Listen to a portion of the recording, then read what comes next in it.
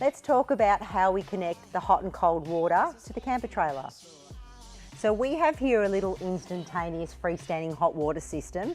You would connect this to your gas bottle, and to get the water to run through this heating unit to heat up the water, we could get this out of the camper trailer.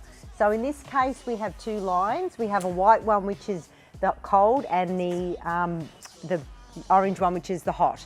So what we need to do is we need to get these lines and plug them into the back of our trailer. There's two sockets down here. One is blue for cold and one is orange for hot. We turn the pump on our camper trailer and that will pump the water out of our tank.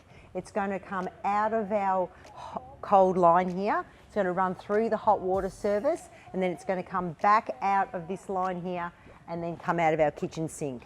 And that'll come out at the temperature that's set on the hot water unit. So at the front of the trailer, we have two water line outlets here.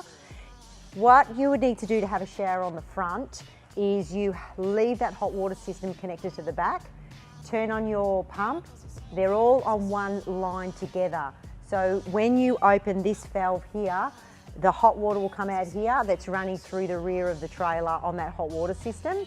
And then you could attach here a shower rose, and then you could have a shower on the front. The other outlet here is just plain cold water straight out of the tank. So you'll turn the pump on, flick that lever around, and the water will come out of the tank. So we have two water tank filling points because we have two water tanks. The front filler is the front tank, which will come out of the front drawbar, and the rear filler is the rear tank, which will come out the kitchen.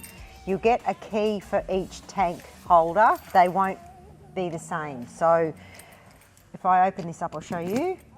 You give that a twist and then that'll come out on its own. You need to keep the key in there because it won't close without the key. And you just pop that back around and that's done.